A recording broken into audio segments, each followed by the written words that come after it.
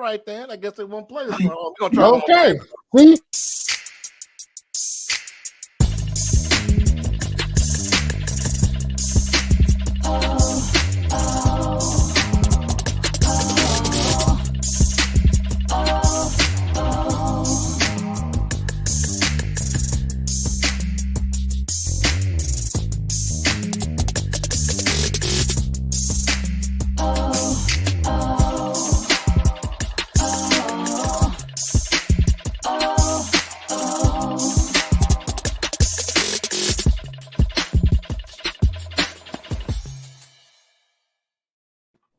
What up, everybody? I don't know what that was. Yeah. we had a false start. I mean, it happened. You know what I'm saying? What's up, everybody? Welcome to the Four Black Guys Show. Everybody, put your fours up. Tony, you gonna do the special one tonight? You got something? Not tonight. Let's roll. Let's go. Oh man, come on, man. My beard messed up, so let's just go. Yeah, you're right. You got that one little piece to the left. It's out of place. That one little piece. Yeah. Scoop it down a little bit. It's a bunch on my plate. I'm trying to see which one you're talking about. Right. There's one of them that's out of. I think you got it. You got it. What up, Mario? What's going on, man? Welcome to the Four Black Guys. Everybody, put your fours up. Thank y'all for coming tonight. God, really, dude? We got guests tonight. You started it. I can't do mine. Mine won't. You started it, so I'm trying to. Bruh.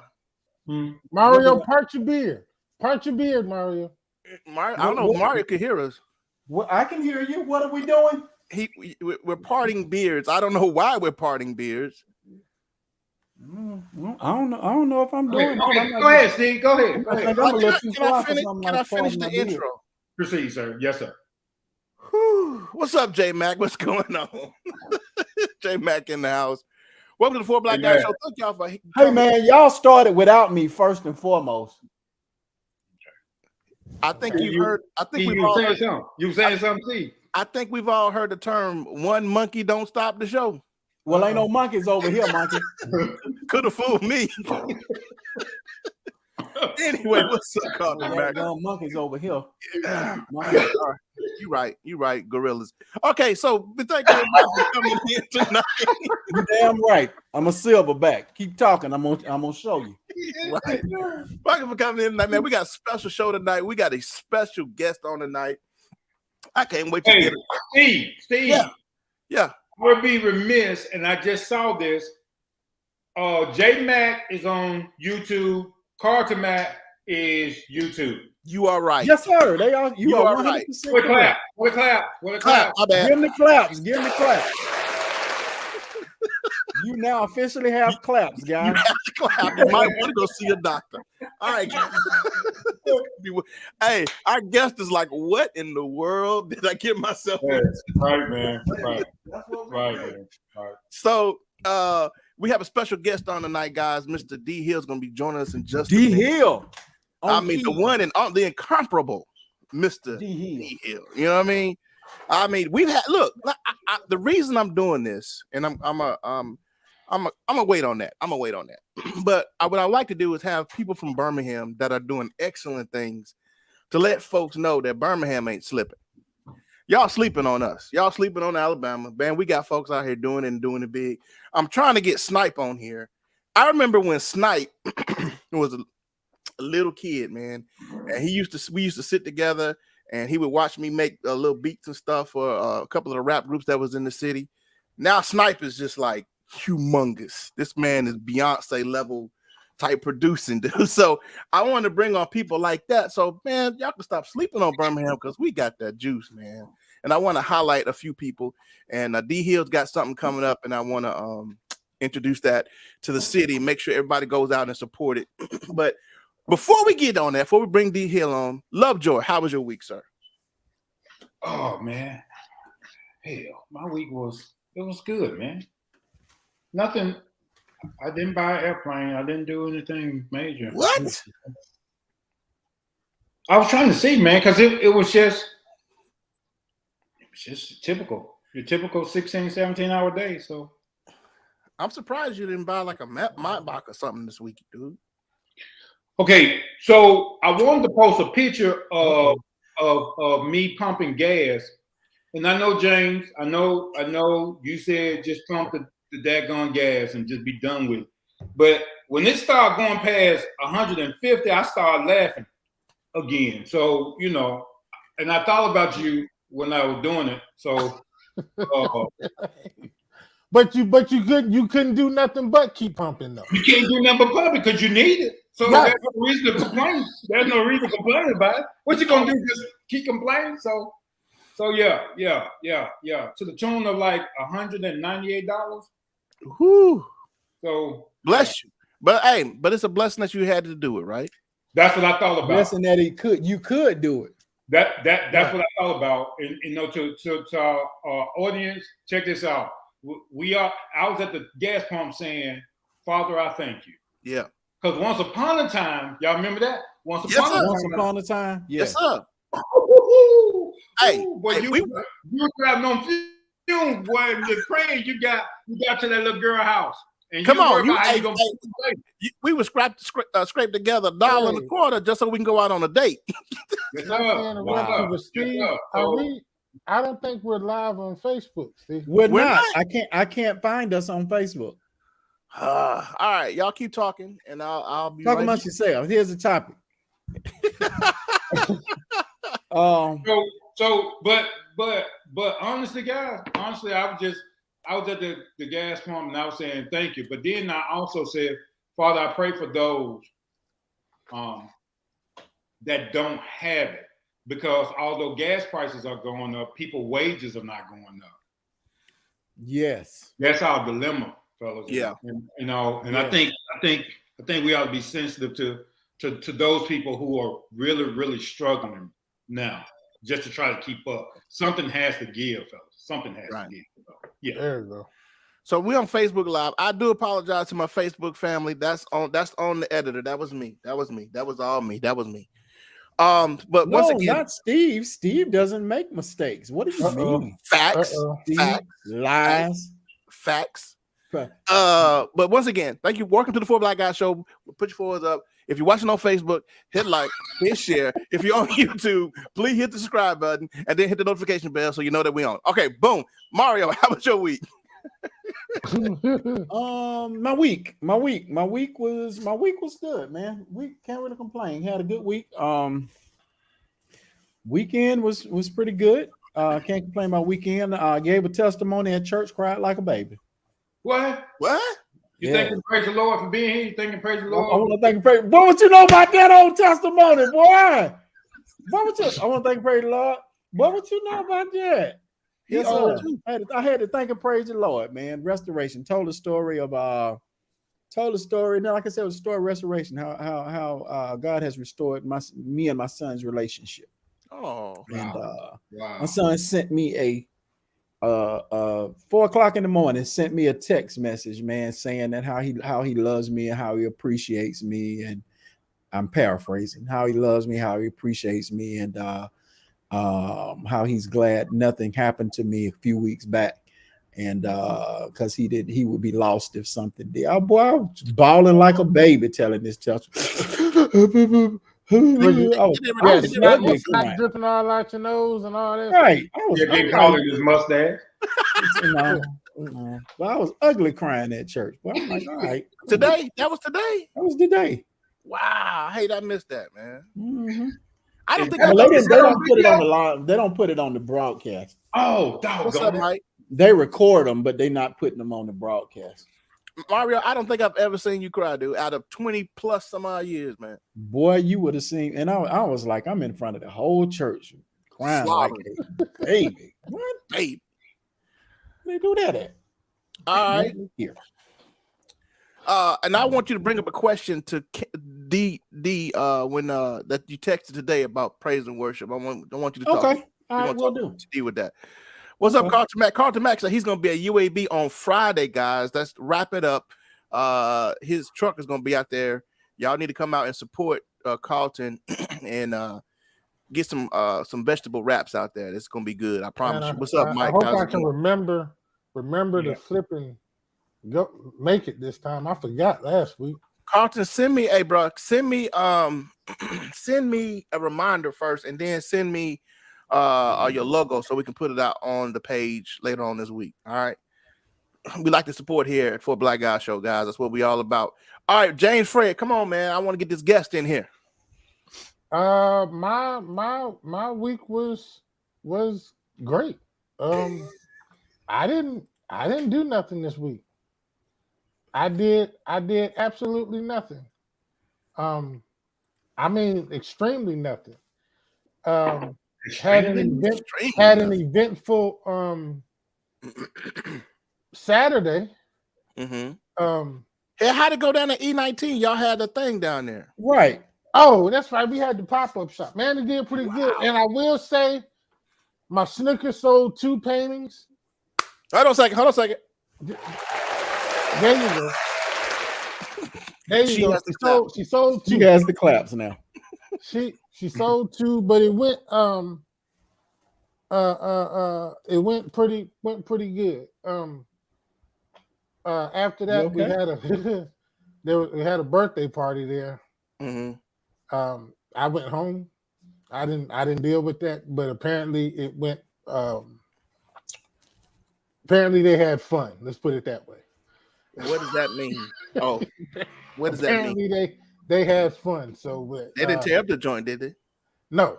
Okay. No, we had. I mean, we've got security there, so that didn't happen. But apparently they had fun. That's what it is. All right, we'll take it. Me and my brother. This one up here. This Lovejoy? one. Yeah, this one. Uh-huh. We had a brother spat on Saturday. And let me address that real quick, y'all. Listen, let me get comfortable. Hold on. No. I had some people inbox me and ask me some questions. Let me tell y'all something. That dude right there is my brother. So I can argue with him all day long. Y'all can't do that. Right. I just want to make sure y'all understand that. Right. Y'all can't do that. I can fuss and argue and call him old all day long. Y'all see how he doing? See how he holding his glass right there? I can talk about that. Y'all can't do that at all. Okay. So, and James, thank you. Most people that watch this show know that James and I are going to go back and forth about our difference of opinion. Okay, so if you're out there and you see that, okay, and for those that was in James' inbox, whatever you say, I don't give a shit. It is what it is. Man, y'all, hey man, y'all just fell out, man. Y'all still gonna do the show? Yes. Yeah. What you mean? Why not? Okay, so James, okay, so check this out. We gotta get y'all gears. Check this out. Most people don't understand that with us, you don't know what's happening before the show or after the show. We say all kind of stuff. Right. Okay, but here's the thing. Again, we can do that. We're the 4 black guys. It's 4 different personalities on here. And sometimes, and I'm not sure we're trying to see who nuts the biggest and who swing the lowest. I'm not sure. But again, we love each other, and I can honestly say that. But that little incident, and I'm not sure if y'all saw it, I had to go take it down. Yeah. Man, my mentor called me and told me a new one. Wow. Oh, he did. Wow.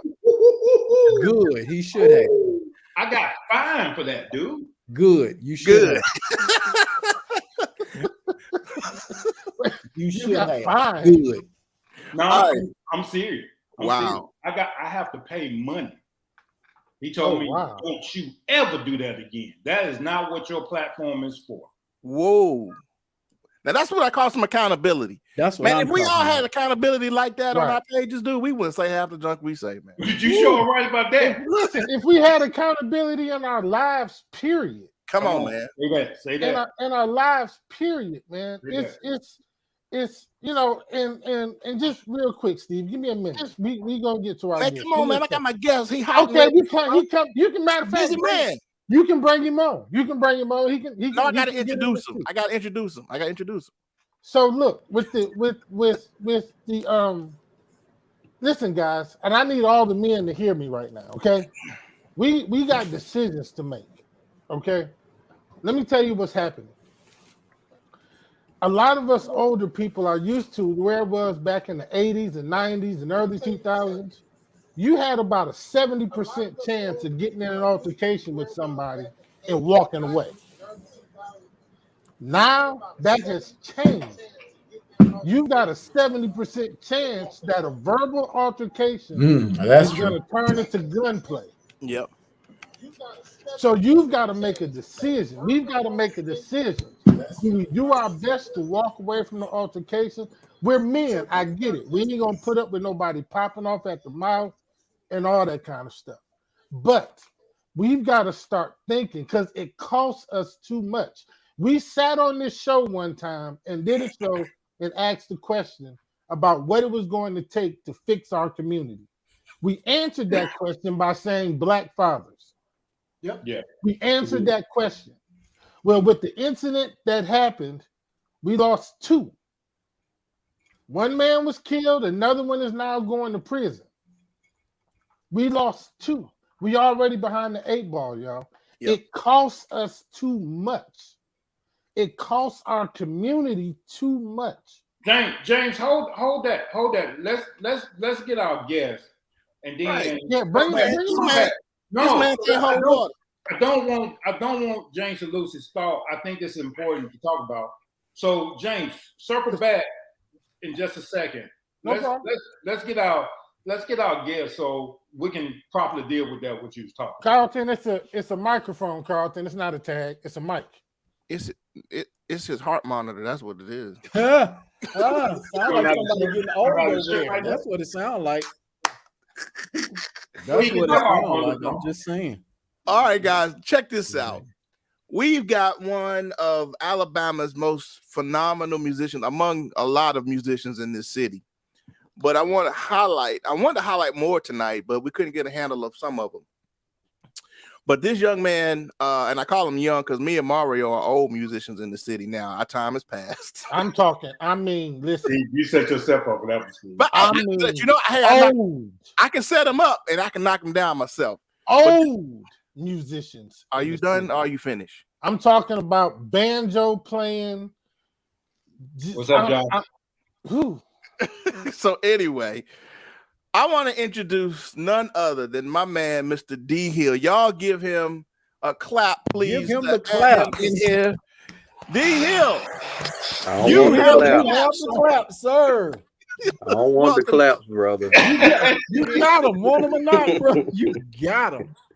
Oh, I appreciate the offer, though. I'm gonna give just a quick intro of what I know about him. I really hadn't had the chance to meet my brother in person, but you know his name is everywhere in the city. If you're doing any kind of singing, any playing, or getting out of any kind of entertainment, you're gonna probably find him on the keys, guys. And he's doing some big things in the city. He outside of the city. Wow, I don't know. We're gonna go through his story, but I want you to know I'm proud of him. He may not know it, but I'm proud of him, man. And a lot of the older cats are proud of him in the city. What he's most notably for right now is he plays with Miss Chrisette Michelle, and I just heard a track with her singing with this gospel dude, man. She killed this track. I forgot the guy's name, but she killed this track with this dude. Man, were you on that track, D? I wasn't. Oh, I wasn't. That was actually his. She was featured on it. Yeah. I'm gonna try to find that name of that track, guys, but she killed that bad boy. But anyway, Mr. D Hill, welcome to the Four Black Guys Show. Thank you for coming on, sir. We appreciate you, man. We thank you for representing Birmingham to the fullest. Top. You know what I'm saying? Yes, so, sir. Can you tell us about yourself a little bit about your upbringing? We know some of the inside musicians know, man, that you went out to California and blew up. So how was that? First of all, how was that move going to California as a musician? I think you went to California. I believe you did. How was that move? How was that transition from Birmingham to California? Because there might be some musicians watching tonight also.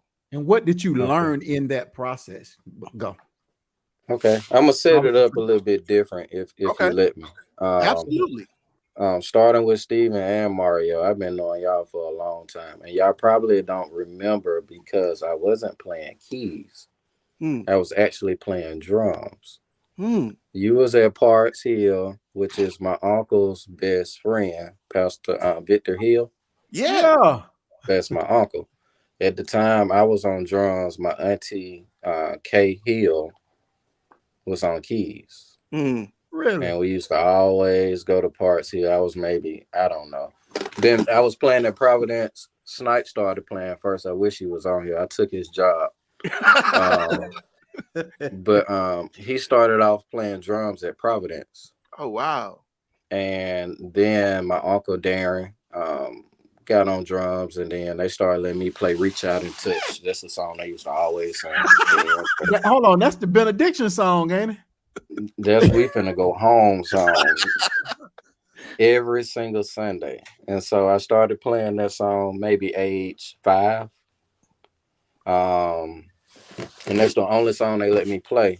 And maybe by the age of 7 or 8, they started letting me play like one song, maybe Offering.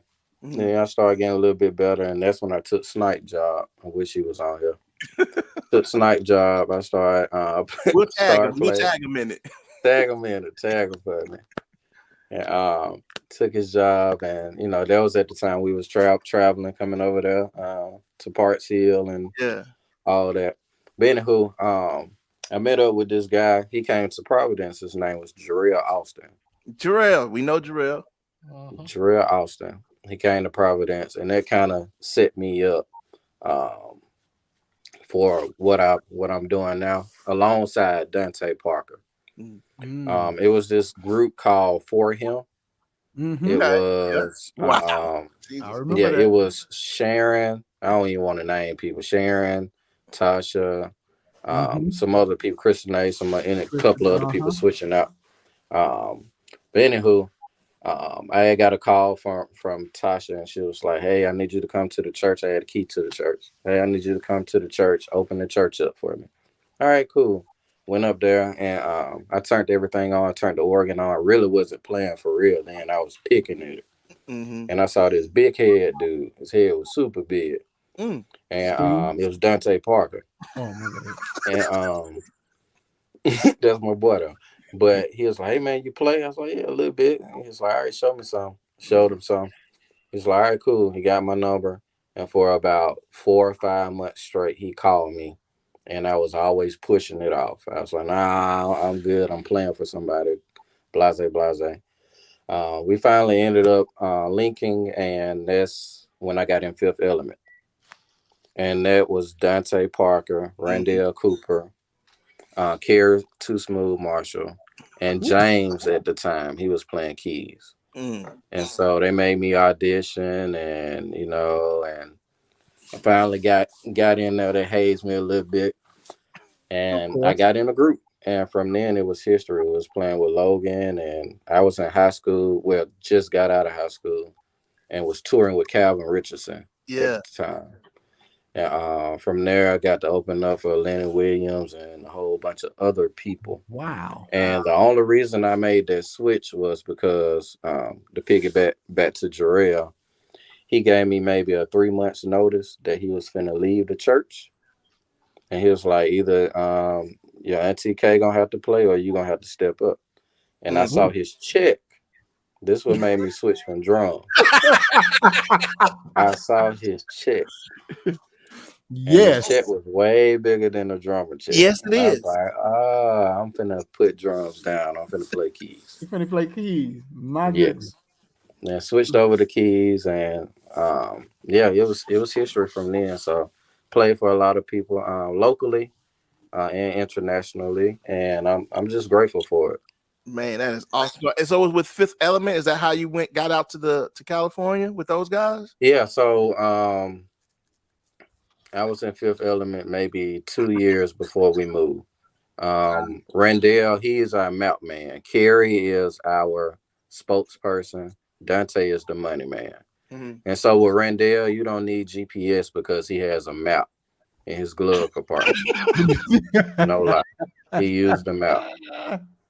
And so we can get anywhere, back roads or whatever, on that map. Wow. And so they came up with the idea that was like, hey, let's move as a band. At first we was going to New York. Wow. Then they was like, nah, let's go to Cali. So we ended up going to Cali and we moved. I was the only one with a car that was going. It was 3 of us and we was on the Dante didn't go at the time. His dad was sick. You said that was you, Randall, and me, Randall, and Carrie, and we was on the biggest U-Haul. I remember when that move happened. That was kind of like the talk in the city at the time. But go ahead. Everybody doubted us. Everybody, it had some, you know how it go. Yeah, no doubt. Anywho, we got on that U-Haul. The biggest U-Haul is only a 2-seater. Right. Yeah. So we had to take turns every 3 hours to drive, so our butt don't, be numb from that middle part that's really not a seat. So wait a minute, D. So we're gonna continue the story. I'm gonna move it forward. But how old were you guys when y'all decided to leave Birmingham to strike out to California to do what? What was the plan when you got to California? It was just to connect the dots. It was, one head is better than, I mean, not one head. 3 heads was better than one at the time, and it was like we can cover more ground if we all go out there and do, the assignment. Wow. So, and I would say this from a musician looking from the outside looking in. All 3 of you guys had dominated the Birmingham scene for a few years, and it's like they had, in my opinion, had gotten to the top of the food chain in the Birmingham market. Mm-hmm. And why not strike out and see how you fare, in other places? You see what I'm saying? And that's what I saw from the outside looking in, watching you guys. Was that was that it? Most definitely. We the way that we moved here in Birmingham, at that time it was different from everybody else. We used to always have intros, outros. We played with everybody in the city. Mm-hmm. We put everybody's show together. We was always traveling. We didn't mind grinding. At that time, it really wasn't about money. It was about, just making that name. Right. So, I definitely give honor to those, that helped me out. And even, looking up to y'all don't think I have, but, if it wasn't for music, period, everybody that's connected, I probably wouldn't, be doing this now. So go back to Mario's question. What was it about California that you picked up on, that you learned in California, and then you brought back to Birmingham? So we kind of already had that mentality before we went to Cali. Mm-hmm. It was more about the exposure. Here in Birmingham, it's a lot of talent. It's a lot of great musicians. I put a lot of musicians here up against, anybody, singers too. Yeah. And that's how we stood out, because here, and no shade, but here in Birmingham, we didn't know nothing about no tracks, playing with no track, and having STEM. So we always had to play all that stuff. Right. So when we went out to LA, and everybody out there programming and stuff, and we actually playing, they're like, hey, what the track at, y'all? That's y'all. We're like, yeah, that's how we get down. So that's kind of how we got a little bit further in LA. So yeah. And we was there, we moved to LA, we drove, took us 3 days. We had like 2 or 3 flats. Wow. We finally got there, and we was there maybe 3 weeks, and we stayed in a studio apartment. It was us 3, my homie Bruce. Kudos to Bruce. If it weren't for Bruce, I wouldn't be playing for Chrisette Michelle or know any other people that I know. Okay, so we're gonna get there. You gotta tell us how that hookup happened, how that happened. Networking, Facebook. He was like, hey, y'all can come out here just randomly.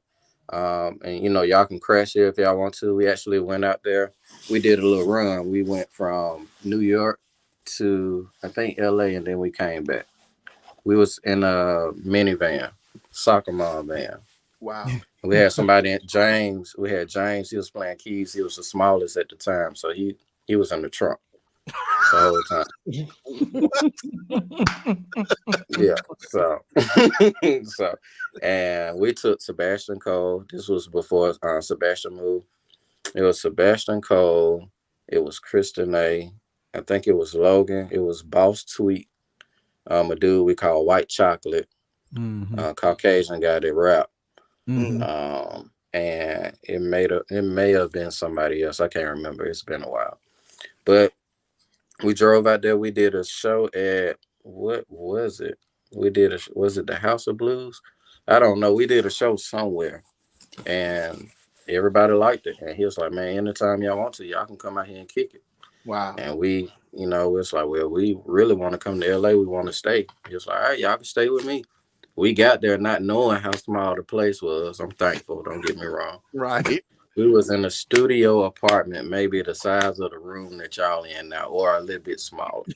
What? And it was a dog. It was a dog. It was a small house dog. It was 3 of us plus him plus 2 other guests. Ooh. In a studio apartment. We was Long Beach. We was in Long Beach. Wow. That situation, we was there maybe 2 or 3 weeks after us being there and actually grinding. That's when I got a call to go out with YG 400. YG 400.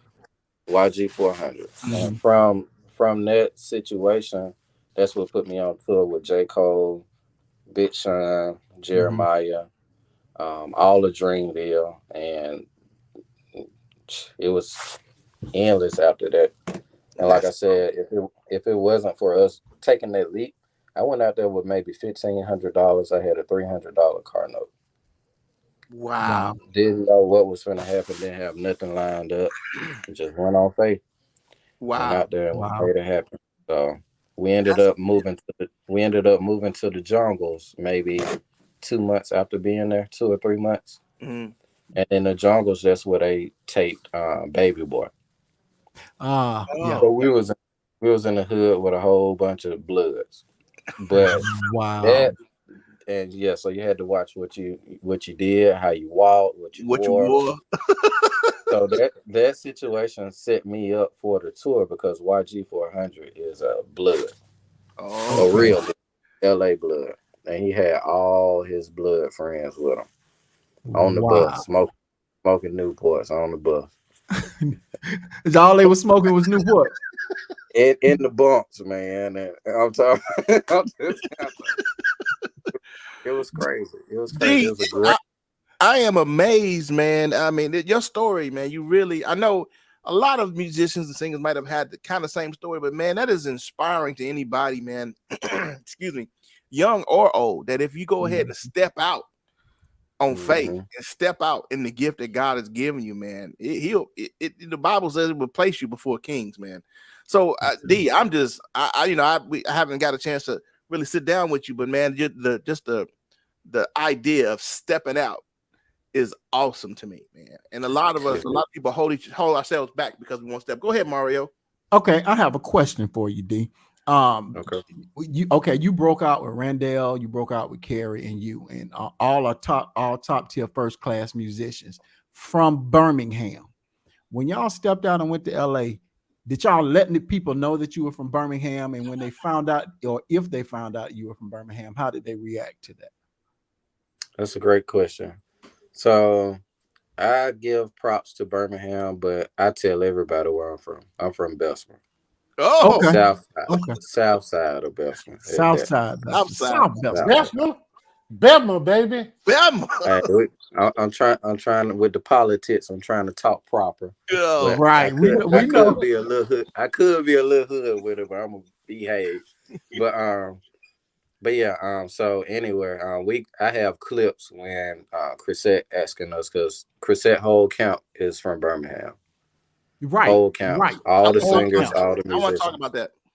Okay. Go ahead. Finish that, D. So it was a point on stage when she was like, D, she asked maybe Sharon or Ashley Ewan first. She's like, hey, where y'all from? And it was like Alabama. And she was like, I'm gonna go over here to D. I know D gonna tell me where y'all from. And I was like, well, really, I'm from Bessemer, but they from Birmingham, so I rep with them, But anywho, yeah, in LA, 10-15 minute ride, man. yeah, in LA, they love Birmingham. Really? But it's crazy because of the first 48. Okay. So when you out there in LA, if you say I'm from Birmingham, they're like, oh, that's the first 48 capital right there. So they have a They different say it everywhere. They said it in Florida when I was living in Florida. Same thing.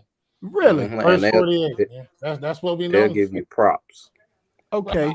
I asked that question because me, Steve, and Delon, all us played Overflow together, and we would leave and go out of town.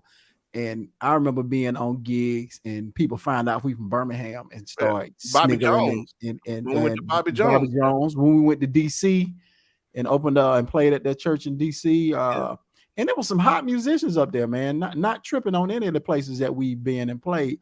But when they find out you from Birmingham, it's like they look at you as a second-rate musician. And the killing part is we got on stage and did sound check. We hit the last note of sound check, boom, and it was like, oh, y'all from Birmingham? The whole attitude changed. They really think we still have dirt roads and Right. horses, even though we do. But I was gonna say they think that's all we have. Oh man, so yeah, I love going into situations out of town, out of state, and other places, and letting people know I'm from Birmingham to get the reaction I know we're gonna end up getting, because I know we finna try to tear your mouth out. You know what I'm saying? We finna hit you hard. Same thing happened in, like I say, in DC. Went to DC and we were playing, and same situation, D. Yep. I mean, they were making little jokes on the microphone about us, country boys and this, that, and other. Okay, hit the last note, blam. Where y'all say y'all from again? Yeah, Birmingham niggas. All right, D. So you I want to fast forward a whole bunch, man, and we have to. This is the 4 Black Guy show, and we deal with politics sometimes. So I gotta ask you, after you got hooked up with Cassette, right?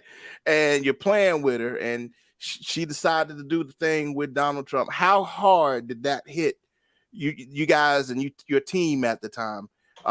What kind of backlash did you get from the culture, or do you feel any of that when that hit? I dislike black people at times. Yeah. Because it don't make sense a lot of times. You have people in the army that at the time did not like Trump, did not support everything that he said or did, but what they had to do. They had to do their jobs. Right. They had to do their jobs. Yeah. That don't mean that they support him. They doing their job. They doing what they are trained to do. Right. It's a lot of people that go clock in every day. And you don't have to shake your head because your boss might be on here. But it's a lot of people that go to work that don't like their boss. You know what I'm saying? But at the end of the day, what they do?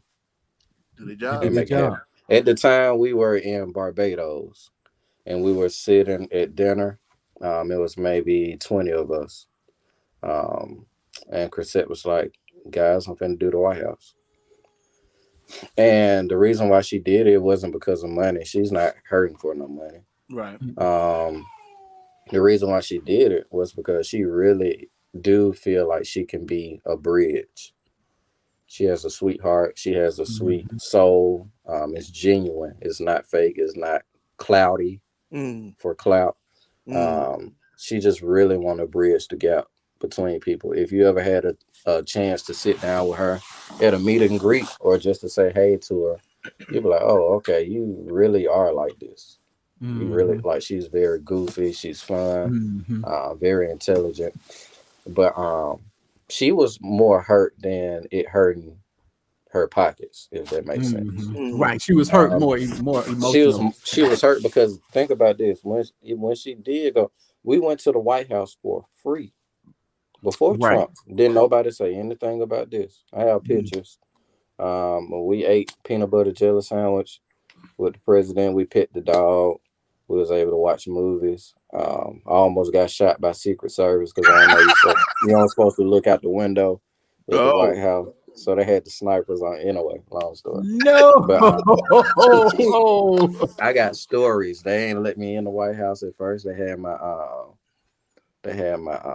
Social Security number wrong. on file. So No. which was great because everybody else went through the back door. When they got my stuff correct, they let me walk through the very front. So I got to see everything. Wow. Really?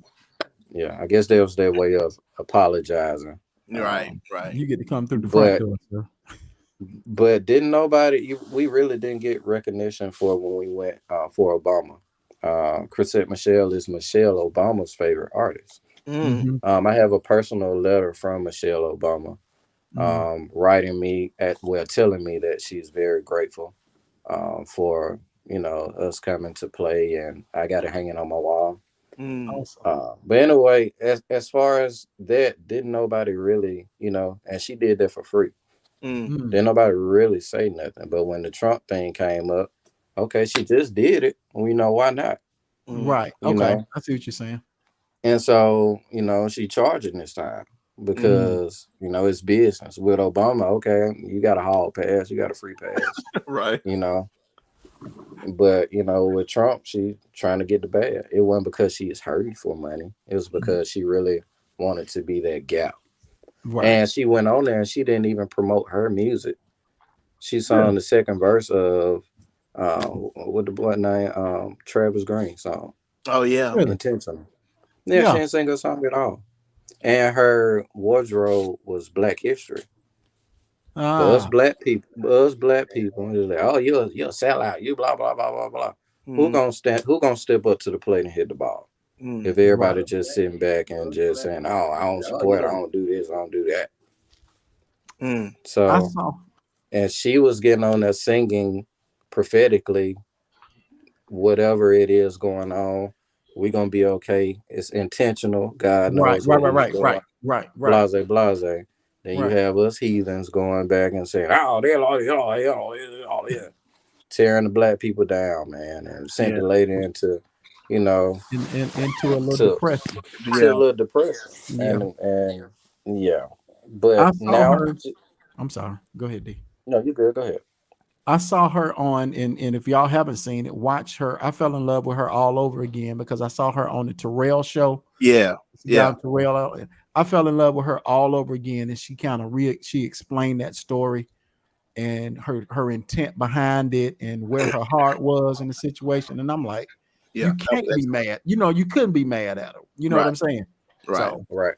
Yeah, she's a sweetheart of a person, man. Sweetheart. Yes. All right. Well, we getting on in time, and this I really want to get to, and man, we could be here because I want to hear all the stories, D. You know what I'm saying? But I want to say this. I want to say this. Not only has D gone to the White House, but he's also taken a lot of Birmingham. He has reached back. There's a lot of musicians that have come from Birmingham that haven't reached back. No shade. I'm just saying it is what it is. But can you explain to some of the people that you've taken with you, D? And then I want to move on to what you got coming up next because I want to spend some time talking about that. So just let people know that what you've done as far as reaching back. Can you just think of who you brought on and try to bring forward? Yeah. So starting. Oh, we talking about Chrisette. Okay. Yeah. So just period. Who you put on? Who are the many folks you put on, man? Ooh, I don't like that question. Okay, all right. Well, right. I was kind of cringing, man, because I'm like, okay, don't answer that. Don't answer that. Yeah, that's a cringe word. Just know this. Just know this. I'm gonna answer it like this. I'm gonna answer it this way. You remember I told you I played for Calvin? Yeah. So with Calvin Richardson, the second time of me playing for him, being musical director, I brought on Birmingham. It was all Birmingham again. So you had Dana Baltimore. She was singing in the background. You had Nate. You can say he's Birmingham. Nate and Travis Dansby. They are amazing singers. They are from Alexander City, but they are always in Birmingham. They're brothers. Okay. You had Dante Parker on drums. You had Andrew Jones. Andrew Jones on bass. Yep. On bass, you had JB on guitar. Am I missing anybody? I think that is it. I think that's it. So for me, it's just like, everyone else has a, I don't want to say clique. Everybody think the word clique is bad. It's not. I have a clique. And it's the clique that I know like now I have a lot of gigs that you may see me posting and I'm never there. Yeah. And the reason I'm never there is because my mindset is Adam Blackstone. That's a real goal of mine. This man empty everybody and he's not there. Not there. Just the name. He's not he sent people, and it's because he has Philly, that's his hometown. That's brotherly love, capital. Right. So they got Brian Fraser Moore, they got all the goats. And so it's like they doing what? Somebody might have called. Somebody called in while he. Can you hear me? Yeah. Go ahead. I can't hear you no more. Oh, you can't hear us no more? We can hear you. Yeah. Somebody called. Can you hear me? Yeah, probably somebody. Yeah, called. we can hear you. Yeah. Okay, I can't hear y'all. That's weird. But so anywho, that happened. But the fast forward to Chrisette, I have Sharon Collins. I have Ashley Ewan, Jasmine Harris. She's singing tenor, killing. Dante Parker on drums, Carrie Too Smooth Marshall on guitar, and Dion Perry on bass. Yes, sir. And I remember when I'm Dion on keys, and I have Stefan on sound. Yeah, Stefan, man. But yeah, I'm sorry, y'all. I'm trying to see, and I don't know how to operate this. I can't hear y'all at all. You can't now, man. For some reason. Go out and come back in. I was gonna say, hey, you might have to log out. You log out and come back in. Log out, go back in. Go out, come back in. Yeah. I don't know if we can be able to see our chat. Can you hear us now, D? I'm gonna kick him.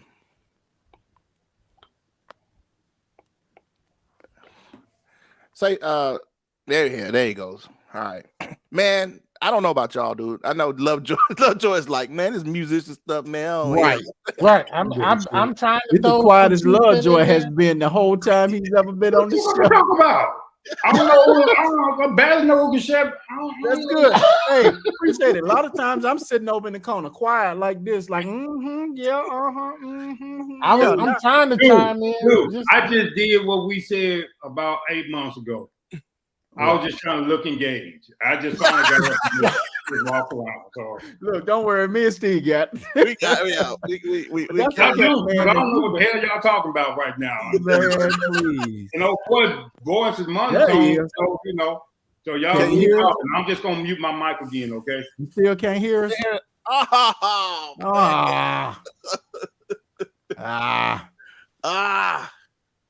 Hold on. What is private? Let's see. Because he's got matter of fact, he's about to do a play. That's why I had him on here to talk about the play. The other stuff's been good, but he's got a play coming into town. He's Mark Raby is going to be I think he wrote it. Mark Raby, that's not Fred's Raby, is it? That's his brother. That's his brother. Yeah. Okay. So it's called Grown Man Issues, written by Mark Raby. And is that Pastor Mike Jr.?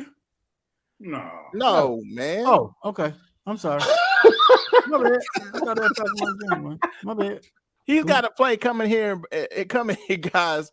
Where D Hill's is the music director, and I really want to get him on here to talk about this, man. To find out what exactly going on.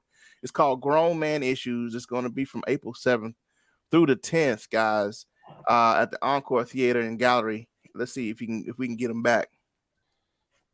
The Encore is nice too, man. If y'all ain't never been there. I'm back. I can hear you now. All right, great. Let's get him on the play before he get. Let's get on this play thing, man. I was telling everybody about this play that's coming up. I'm gonna bring it back up. Written by Mark Raby, music direction by D Hill. I saw this on your page, bro, and I'm like, wait a minute, Grown Man Issues. This sounds like something the four black guys need to talk about. Stage play, and you kind of listed it as a play and an R&B concert. Where'd he go? Yep. Can you hear me? We can hear you, but I'm sorry. I don't know what's going on. But talk about this. This is the reason I called you in the first place, because I saw this on your page, bro. So tell us about what's going on with Grown Man Issues. Tell us what that's all about. So I really can't talk on it too much. Oh, come on. But I can tell you what I do know, because Mark Raby is really the brains behind this. Mm-hmm. He has the Encore Theater. It's on the east side. It actually moved. If you know what the Title Max is, right before you get on the freeway on Roebuck Parkway. Okay. Milo's and all that. Yeah. Like Mario should know. Yeah. Yeah, Go ahead. I know what it is. Yeah. Yeah. Okay. So yeah, it's right behind the Milo's. But anywho, long story short, it's about a dude. He has a past, and he's trying to move on, move forward, but his past keep hunting him. Basically, grown man. It's basically grown man issues, and we made it kind of like a musical too, but it's more of a stage play. But the unique thing about it, Mark Raby is actually going in and doing his work as far as training people that has never really, they probably done it before, but it's not what they do. Like Sharon, she's in the play. She's one of the starting ladies. I'm supposed to be saying this. But anyway, come on, that's my little sister. Come on. But Sharon, she's in the play. She has one of the leading roles. She's singing. She's gonna be blowing. You have David Mitchell. They call him D Smooth. He's actually an artist too. He's amazing. You have who else local? You have Groove. I don't know if you know him. Reggie Archie. Groove. He's up under Snipe. He's up under the 9. Okay. But he's dope. He's in it. You have Joe Fennison. He's a police officer. Okay. Joe Fennison. Yeah, y'all know Joe Fennison. He plays saxophone too. Oh, okay. Head, strong guy. We also, I think Rico is in this play. Really? Bass player Rico? Yeah. I think Rico is in this play. Halo is in this play. It's a lot of Is Halo from Birmingham, dude? Halo is from Birmingham. Okay. I saw that. And she moved and went to school and got her degree in music and some other things, but she's dope. But she actually has the show that I'm doing this week, the Rihanna tribute at Perfect Note. Anyway, that's another. Talk about it. Right. Yes. So this Friday, I have Saturday too with Hassan Green. If you don't know him, please Google him. Hassan Green. He's singing R&B now? Oh my God. I know he was doing gospel. He doing R&B now? This Saturday at Perfect Note. Really? And Halo is there this Friday at Perfect Note.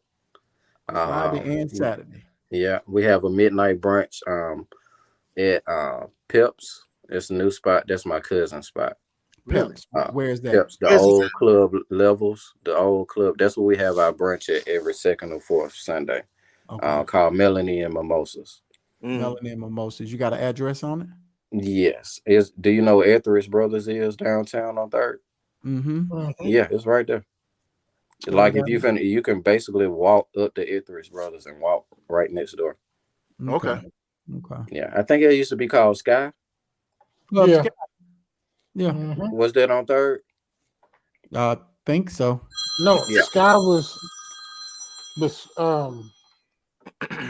It's right by that car wash. It's right. Yeah, it's right by the car wash. I think Sky was down on the other end though. No, okay. I got you. Yeah, so it's there. But that's going on this weekend. Okay. Man, y'all can tell this brother and is an amazing dude. That's all I can say, man. Just from watching from the outside. Amazing dude. Goes out, makes an absolute crazy name for himself, pulls Birmingham in, man, in any way he can. God, this is a good dude. And man, we just want to thank you for coming on, D. Once again, the incomparable Mr. D Hill, music director by Mr. D Hill. Grown Man Issues, a stage play, April 7th and the 10th. Through the 10th. Through the 10th. And at the Encore Theater in Galleria, he's got let me try to get this off. Perfect Note. You're gonna have Birmingham. Huh? Perfect Note here in Hoover, Alabama. Right here in Hoover, Alabama. You can get you some food. Shrimp and grits are real good there too. But Yes, go out and support what he's got going on this weekend at the Perfect Note, guys. That's Friday Check and out Saturday. brunch Sunday. And come to the brunch at the Pip. Is that what it's At called? Pips. At Pips. Pips. Right next door to Etheridge Brothers and their car wash. Right in Also, between. guys, if you have an event that you need, get in contact with the brother. He's the Adam Blackstone of Alabama so far. He can put together. He's putting them together, baby. Putting shows together, guys. I'm gonna try to get up his email address here right quick. I hope did I get this right, D? dhillonkeys@gmail.com. Is that right? That's can right. help put together a show for you guys. If you got any kind of event coming up, contact D. If you need a nice little band, you can call Overflow. We still doing our thing. We ain't done yet. I'm telling y'all, they getting close. Man, nobody asked you nothing, bro. Nobody asked you nothing. They getting close. Nothing. Whatever. Hey, D, pardon words, man. Anything you want to kind of put out there, the young musicians or people that who want good entertainment, just anything you want to say to the people before we let you go. Stretch out. Just that's all I can say. Stretch out. I'm not even talking about playing. However you take that, just stretch out. Don't get comfortable here in Birmingham, and just trying to do gigs here. Stretch out. That's been the thing that I've seen when musicians kind of reach the top of the food chain here. They'll stretch out and go other places. What's my man that played bass that moved to Texas? You got J Mac.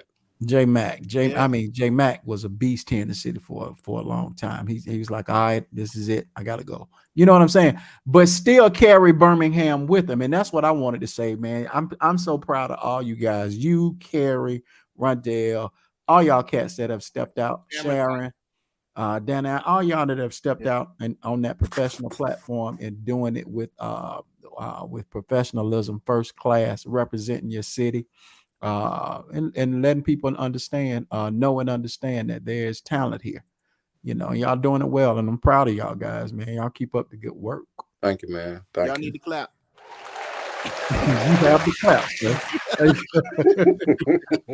All right, D. Thanks, man. We appreciate you, man. You have a good one, Doc.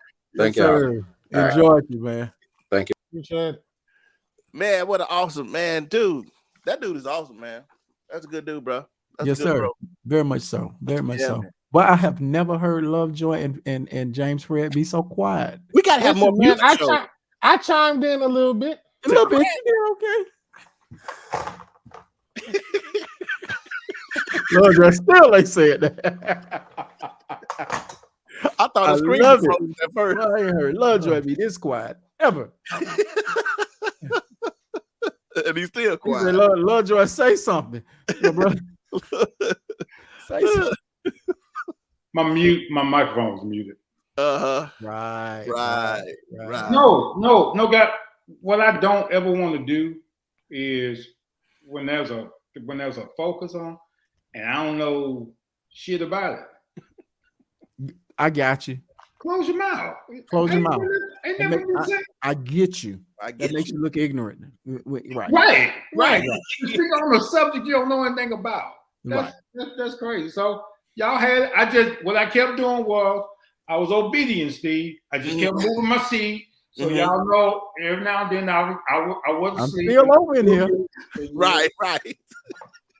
You looked engaged, right? I got you. Yeah. I follow instructions, man. I didn't know what to say.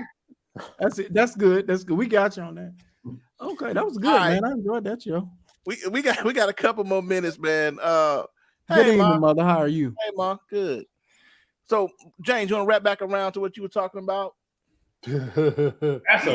How you do that, Steve? And I got something that I came across earlier that I wanted to throw out there and see if you guys knew something about it. Okay. You want to? Well, I'll go there first before you go to James. Have y'all heard that COVID is back on the rise in China? I mean, like bad back on the rise. Yep. then well, I'm saying if it's back on the rise like that in China, it's only a matter of time before it works. Man, a matter of time. And it's only a matter of time. So we're not done with this thing. We're not gonna be done. We ain't gonna never be done with this, bro. No, Wow. but they did relax the mask mandate and just say we're at our new norm. We don't have to wear masks anymore. Mm-hmm. And so now with these events happening in China. Hey, man, it's just it's a matter of time before it hits state.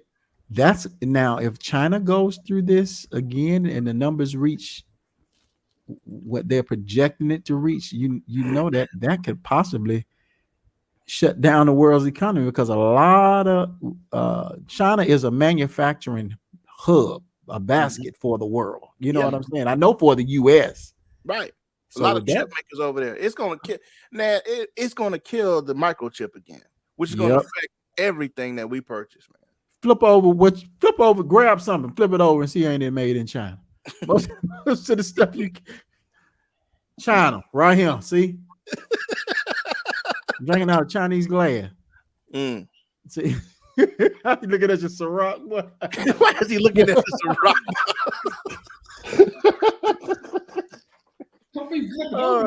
But that's gonna hurt us, man. That's gonna hurt.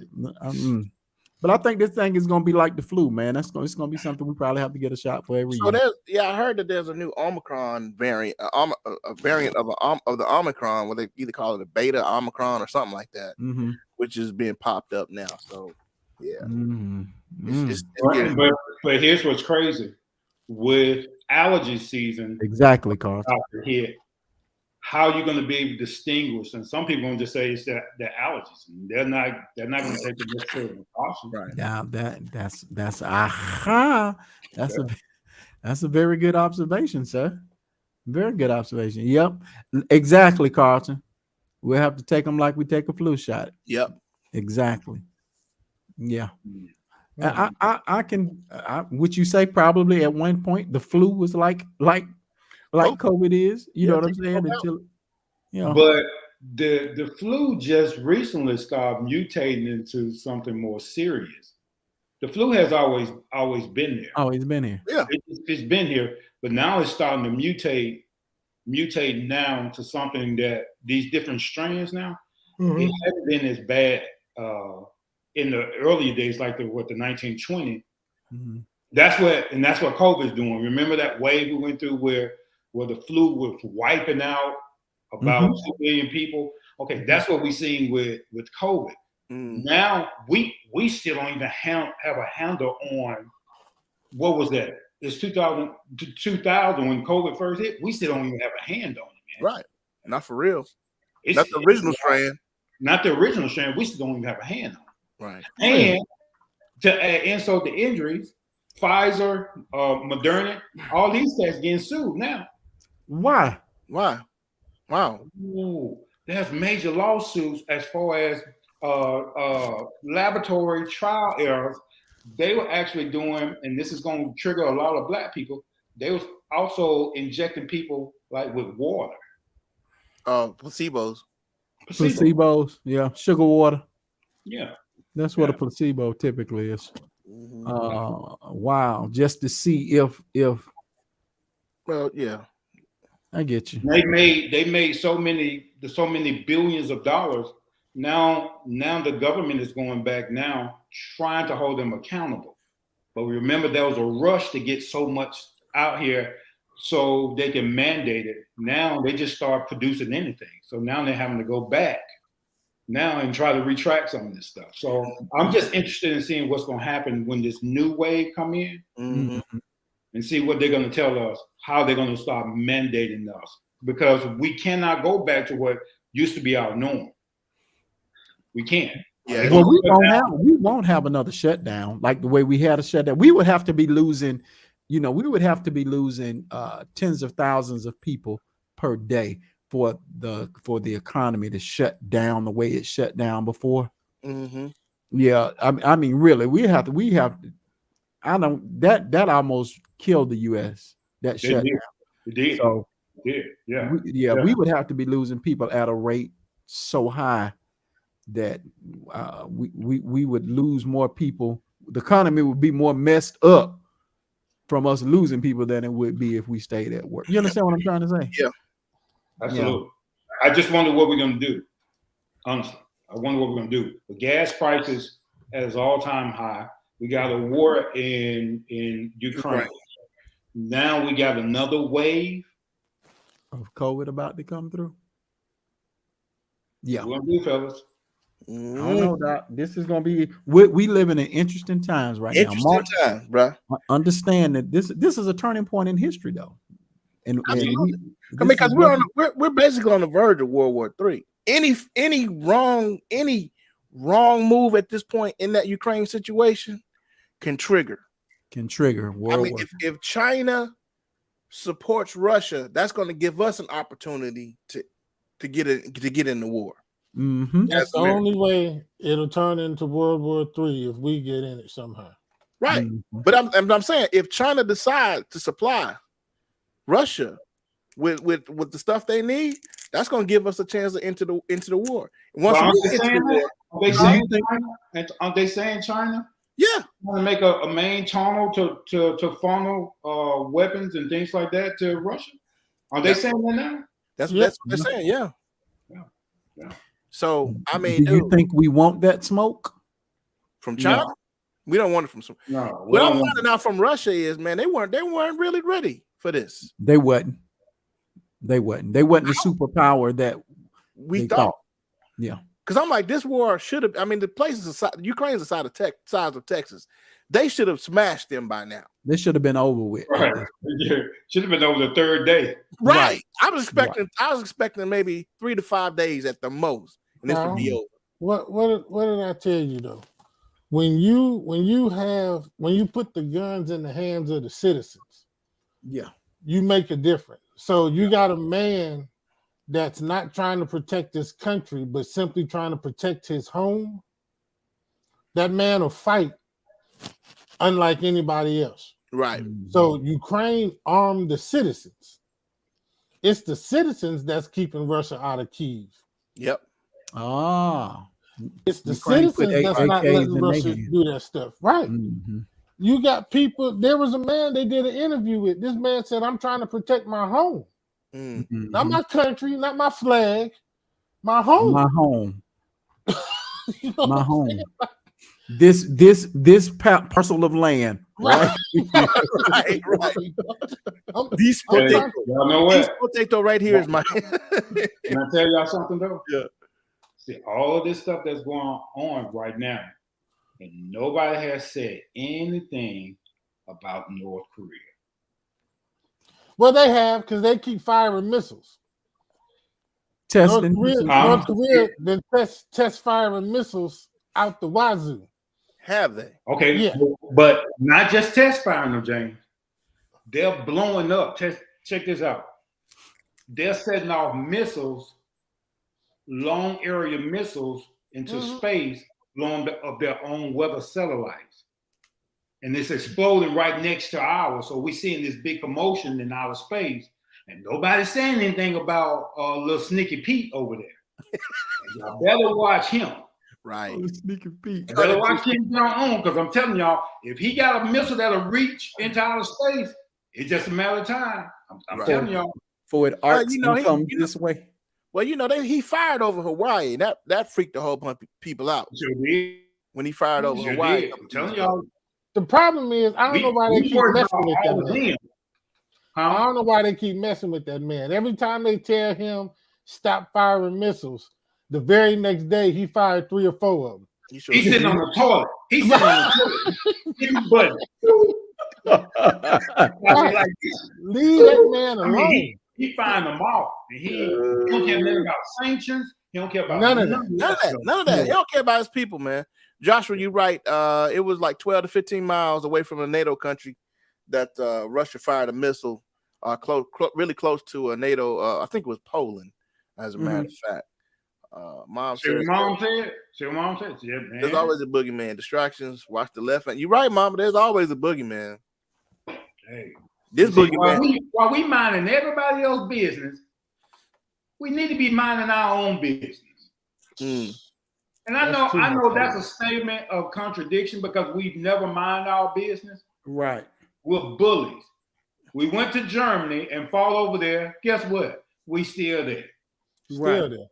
Everywhere we go, we cannot pull out. Our pull-out game is weak. I knew he was going there. You're right. Our pull-out game is weak. We once we get in there, we establish America on that soil as peacekeepers or defenders of democracy. But people don't want us there. That's not our culture. 20 years in Afghanistan. 20 years over there. In Afghanistan, right. Trying to force them people to have democracy, and the people didn't want it. Right. They didn't want it. They didn't care nothing about it. We couldn't even get out the country good before the Taliban took it. I mean, that's right. That's right. We didn't even get out the country, and the Taliban rolled right back up in there. Okay, you're pulling out. Okay, thank you very much.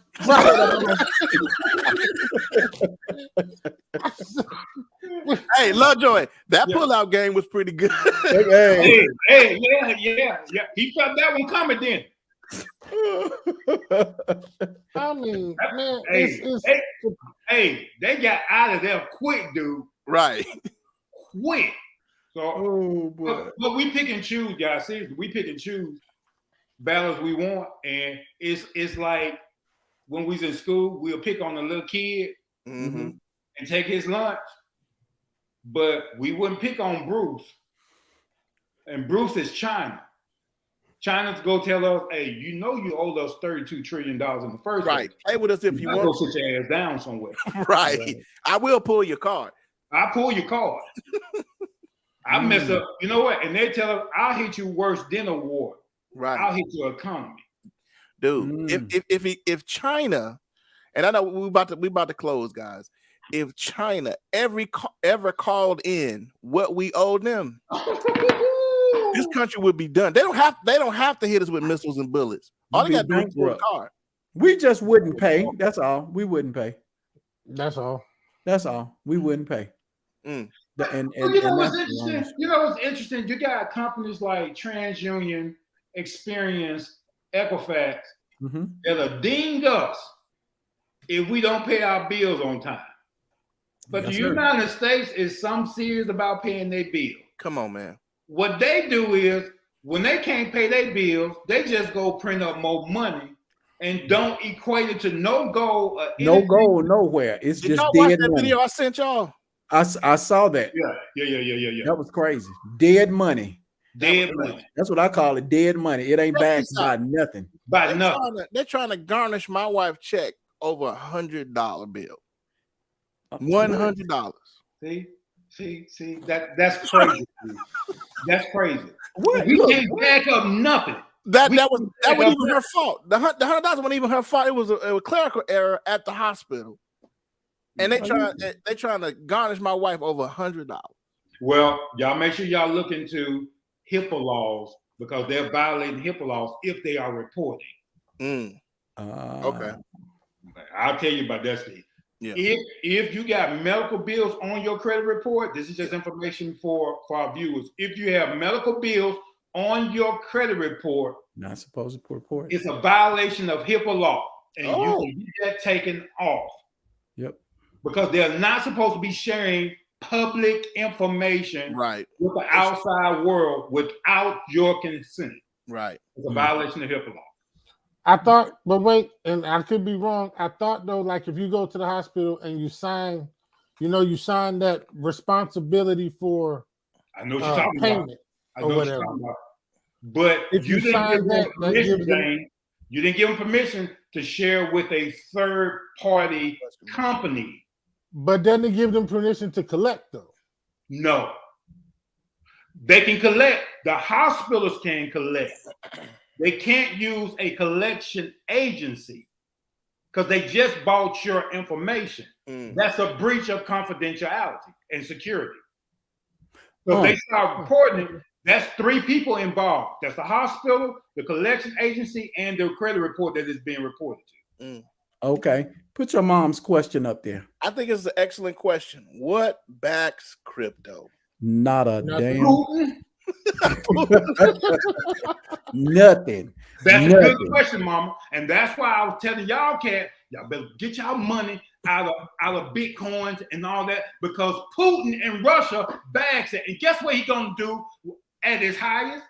He's gonna snatch the rug from on you. And gonna be a lot of people committing suicide. Mm. Woo. Okay. Ooh. Hey, you remember this, Steve? I know what you finna pull out. Tell about this? Yep. Yep. Yep. I remember when you held that up on that show and told us how you had that money. Go get your money out of those places, y'all. Yeah. Okay, now I'm passionate now. I ain't talking about music. I'm talking about money now. This is my passion right here. Go get your money out there. And look, one of the things I told Steve, Mario, James, look, my money don't sit out there. Right. Because one day you'll come back, and if Putin decide he want to fart the wrong way, he'll snatch Bitcoin away from up under you, and then you just lost all your money.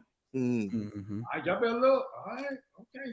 But Mama, there is no dollar, there's no gold, there's nothing financially viable that I know of right now that backs or supports crypto outside of the idea that it has value. Right. So this is what they were saying, how Putin was going to avoid the sanctions. Right. Was through crypto. But they're finding out that even in that, Putin just didn't think this thing all the way through. No, he just did. jumped in. He did. And so he doesn't even have the crypto that he thought that he was, that would compensate for all the sanctions. I don't think he was expecting all these other companies to jump in on this bandwagon, Visa and MasterCard and all that, shutting stuff down. I don't think he thought about that. Right. Well, I saw when Apple started shutting down and limiting services, I'm like, uh-oh. Yeah. Apple, so goes everything else. So goes Visa, so goes, Right. I'm like, oh, okay, that's what's happening. Okay. Who controls crypto? Mom, that's kind of a hard question to answer because it's supposed to be what's called DeFi, where there is no one entity that controls it. Is the people. They call it that's why it's so popular, because that's why a lot of illegal people use it, big time drug dealers, cartels, and things of that nature, because of its anonymity. Right. So I can't say who. Wait. What was that, James? What was that word? Anonymity. Anonymity. But ambivert is a real word. Wow, he got that 5-syllable word out, man. And he said it just straight out. He didn't have to break it down. He said anonymity. Yeah, and look at you see he's scratching his ear. He got a headache now. Look at that. Got a headache now. Yeah, my head. That's all you got. Just what you pop the fuse. Now you gotta go. You gotta replace the fuse now. Look out, about to sweat. He about to break out in sweat. Well, that's funny. Man, I'm trying to see if we've been blocked or something, man. Nothing. I done tried to share this doggone thing to groups and to my page, and it will not share. You might have been blocked. All right, guys. Hey, Mario, can we do this? Can we do this real quick? Hey, sure. Mario, can you present that idea that you presented this morning real quick? Yeah, we meant to do that. D-Hill. Do we have time to? We might as well. It's 1:19. We might as well go to the 30-minute mark. Okay, all right. We got 10 minutes. Okay, I'm trying to do it without. But I sent it to us, right? Okay, yeah. There it is. This morning, I was listening to a song for a church that I really don't like. Now, as a musician, we don't always like the things that we have to play. But if the gigs say we have to learn it, we have to learn it. And I'm trying to phrase this question just right. Music has changed in the church. It has gone from blues-based gospel music and then R&B based gospel music to now it's more of a pop, or let me say it like I mean it. I'm like, why are you playing with it? Right, contemporary Christian is just is white folks music. I don't know no other way to explain that. I ain't trying to be rude or nothing like that, but it's not based in anything we traditionally know as black music, and that is starting to permeate the black church. So I sent the thing out today saying that there was a song that I had to learn for church that makes the hair on the back of my neck shrivel up. And I say I hate it. You know, I hate the song. I like the content. I like what it's talking about, but the delivery of the song irked me to no end. How the way the song is written and how it's presented, because it's very whitewashed. It's boring.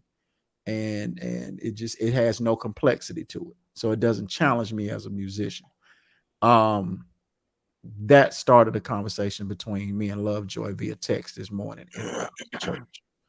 So and Steve and Mario, as musicians, we've in the black church, we've had this ability to take any songs that they do and make them ours and have our own flair. We did that with praise and worship music. That praise and worship music. Yeah. Let me ask you a question. So is it difficult? Because I know you're saying that, you know, it's whitewashed. Mm-hmm. And we not structure chords and things like that, or is it just too bland? So even putting salt on it is not going to help. So ask that question again. Okay. Because I don't know. Okay. I made reference to that back in the day. There was music that they did that you guys could take, and I seen y'all do this. Right. Take it and make it like wow. Right. Damn. Where you get that chord from? Right. Is the music now so bland that you can't even fix it up? You know, when the white person cook food, right? Come and pour can't put enough salt and pepper on it to make it palatable. Some kind of taste. Is the music that messed up now to where you can't even do that? No, I think, and I agree with Mario that it makes us work a little bit more because we have to put salt and pepper and Lowry's on the music.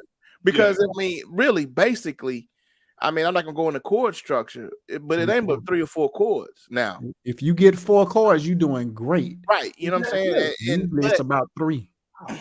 And so we can make it our own. The problem is, and I'm gonna say this, Mario may not agree with me, but when we write music for when black people write music, we throw everything in the doggone thing. We make a gun when we play God. I called Mario the other day, and I had just finished listening to a song on radio. You remember that, Mario? I called you as soon as the song was over, and I'm like, there was like 6 changes, in the music. So it's like we have ultra boring with the white people because they make it.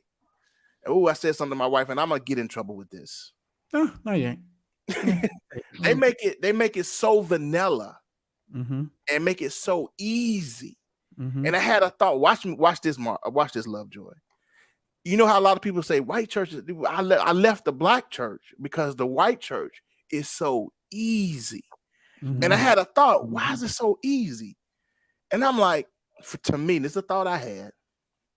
They make it easy because they have to ease their guilt because of all the shit that they put black people through. They don't want to have to work for grace. They don't want to have to work for mercy. They don't want to have to. They don't have to. So they make it easy. Come on, Steve. What you doing? What? Black church does make Christianity hard with all the rules. I get it, but they make it easy. To assuage their guilt. Now, on the backside of this, Mario, that's a theological construct if I ever heard one. I just look this way. On the other hand, Mario, we make it hard. Yes. Black church can be hard. All the rules. You can't wear this. You can't do this. You can't smoke. You can't drink. You can't. Because that's how we had to survive. Yeah. By them that say that you can't. So we transfer that in the church. You can't.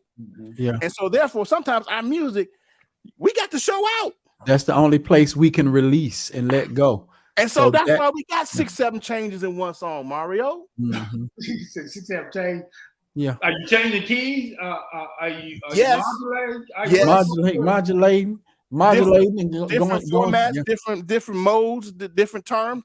But I didn't mean to say all that, and I'm sorry, I got caught up. You did. Yes, you did. It was needed. You got me stirred up over here. Oh, good, but hey, didn't he? You got me stirred up. I told my wife that, and I said I would never say that publicly, but that an opportunity forced itself. I'm like, that's why church is easy for them. Yeah. See, when I was with I won't call it church, but most of y'all know, I was groomed in a white church, mega church here in North Alabama, and I the first time I ever heard of a church using is it auto tunes and click tracks. Like, what the hell? Really?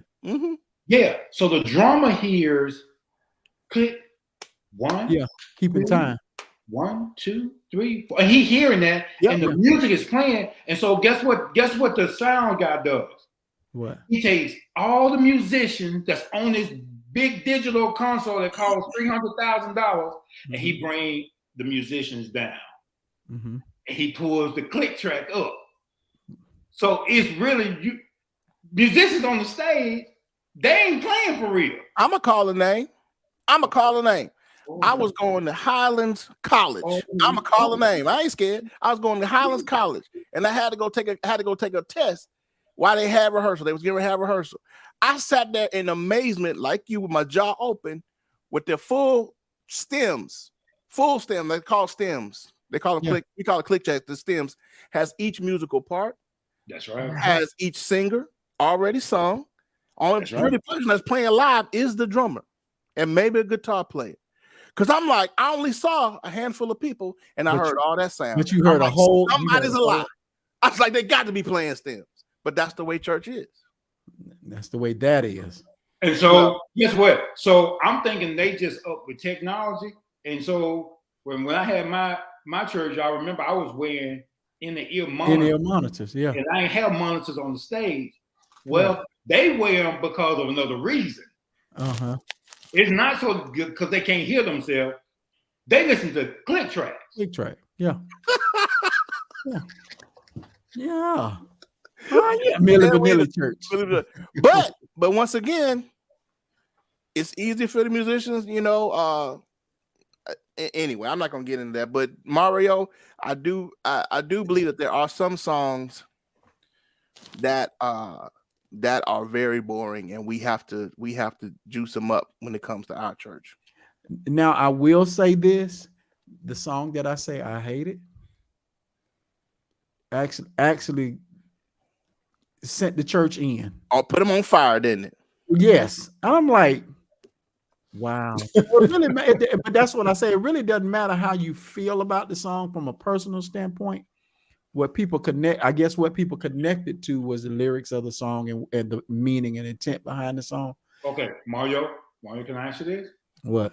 Was it the lyrics or was it the sound that the musician was making? Well, now we played it now. I mean, we executed it well. Stop right there. Because most of the time in the Black church, we just start doing this.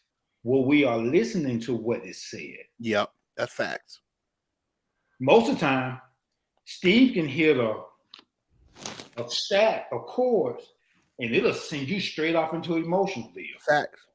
Right. Music has the ability to move your emotions. It calmed. What, David? Was it David? David, right.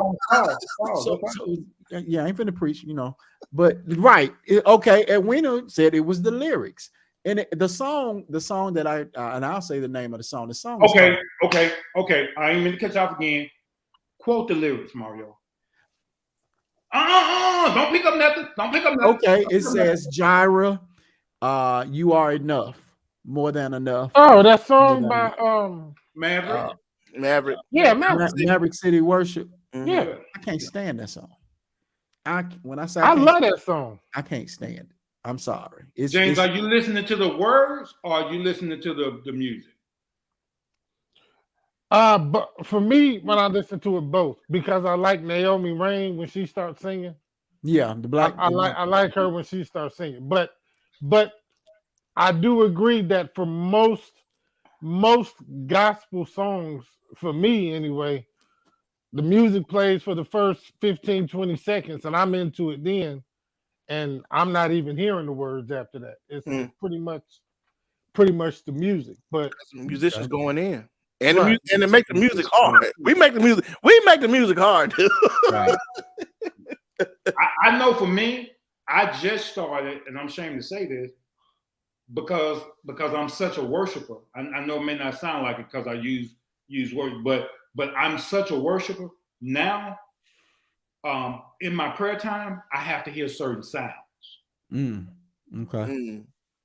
In my prayer time, I have to have certain smells. Mm-hmm. So for me, I hear the lyrics, but for me, what takes me there is when Mario hit that low and then Steve stack on top of that. Mm-hmm. I ain't heard a single word because all I know is it struck something in me. Yeah. I remember Derek Houston did a whole sermon about a segment of a sermon about that, how music in praise and worship. Yeah. You know he was right. It can shift the atmosphere. Shift the atmosphere, right. I don't care what y'all say. When Ben Hinn and in the crusade, when he wants to provoke the Spirit of God, knows what his musician does. Right. He goes straight to the musicians. Right, he does. Man, dude, this has been a wonderful conversation, man. And we can have a whole nother conversation. We probably need to have this conversation with some other musicians, have another musician show. But I think it's me and Lovejoy is sitting in the green room. Y'all can bring the musicians on and do y'all thing. We'll sit in the green room and just wait on y'all. I shifted in my seat 13 times. That was good. You counted how many times you shifted. That means you were not paying attention. Concentrating on something. I didn't want to get a little private message from Steve. Right. I mean, because honestly, if y'all was to go back and ask me what y'all talked about, I probably, other than when I chimed in, and when I chimed in, it was me trying to catch up with what y'all were saying. I probably, That's all I know is somebody moved to Texas. Hey man, I'll just say this: we ain't worried about you, James. You just work on getting your house arrest necklace taken off, and then we'll have a conversation. Like, around his neck now? See around his neck, he got a house arrest bracelet around his neck. That's a shot collar? House arrest. Hey, look, just get the ball locked. That's what it is. That's what it is. She sitting there with them. It's a microphone, but I ain't no microphone. Stop now. Just to get that ball locked. What are you going to do? You know she ain't sitting there crazy. She ain't sitting there crazy tonight. You know that. You know that's right. Jesse probably got the clicker to it. Say something crazy if you want to. Zip. That's exactly what's gonna happen. Look how he's keeping his head still. Right. You moving too much. I'm at my house tonight. Okay. You can reach. This has been the Four Black Guys Show, y'all. Put your fours up. No. He is not moving that neck though, is he? Hey, look. Hey, when it's on him, he trying to close the show down now. Right. It's all gone, James. There's nothing else in that cup. All right, guys. One last time, man. Grown Man Issues hitting the stage. The stage play written by Mr. Mark Raby, music directed by D. Hill, April 7th through the 10th at Encore Theater, guys. You guys want to check it out if you're in the Birmingham area. Everybody put your fours up one last time. Hey, I'm gonna be in Birmingham, man. Y'all was in here tonight, man. We growing and growing every week, guys. And we appreciate y'all for hanging out this long. We usually don't go this long, but we appreciate it. All right, guys. Peace.